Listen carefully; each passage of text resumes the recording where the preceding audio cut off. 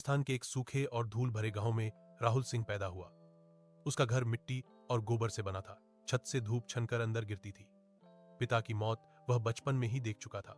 एक निर्माण स्थल पर हादसा और उसके बाद सिर्फ चुप्पी। घर में अब सिर्फ वह और उसकी मां सविता थे। सविता दूसरों के घरों में कपड़े धोती थी। सुबह से शाम तक नदी के किनारे बैठकर साबुन और पत्थर से उसकी उंगलियों की खाल हमेशा फटी रहती थी। फिर एक साल बारिश के बाद वह बीमार पड़ गई। सांस तेज हो गई, सीने में दर्द रहने लगा।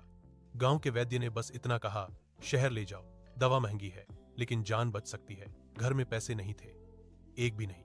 राहुल गांव के सबसे बड़े मकान के सामने खड़ा हुआ। वहां फैक्ट्री का मालिक विक्रम मल्होत्रा रहता था। बड़ा फाटक, अंदर संगमरमर का आंगन, छत से घूमता पंखा।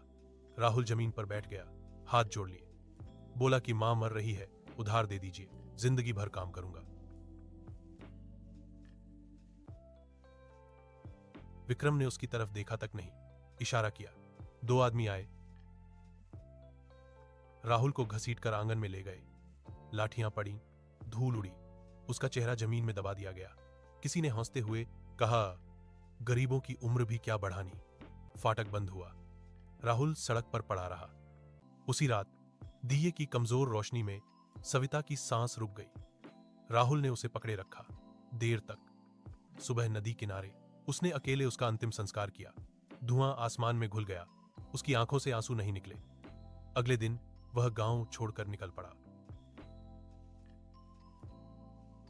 सबसे सस्ती ट्रेन में खुले दरवाजे के पास खड़ा होकर वह मुंबई पहुंचा। शहर पहले से जाग रहा था।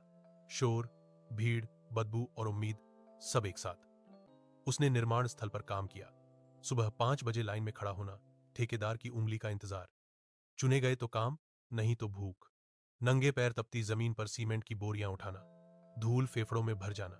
किसी के गिरने पर काम नहीं रुकता था। फिर ढाबे में बर्तन धोए, घंटों खड़ा रहना, गंदा पानी, जलते हाथ, मालिक की डांट।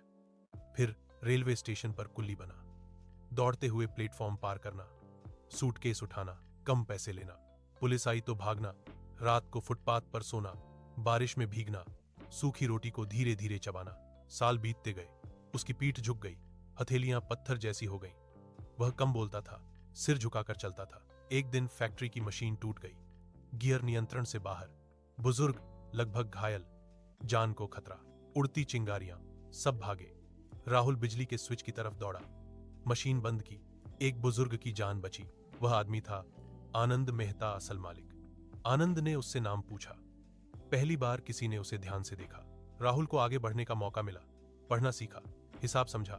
सालों बाद वही आदमी मीटिंग्स में बैठता था, फैसले करता था। पैसा आया, सम्मान आया। एक दिन वह काली कार में अपने गांव लौटा।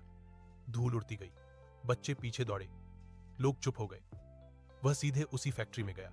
विक्रम मल्होत्रा के सामने कॉन्ट्रैक्ट रखा गया। नाम पढ़ते ही उसके हाथ कांप गए। राहुल सिंह।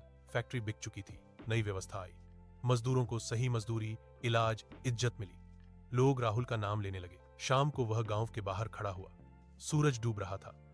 उसने मन ही मन कहा, मां, मैंने जिंदगी घुटनों पर नहीं जी।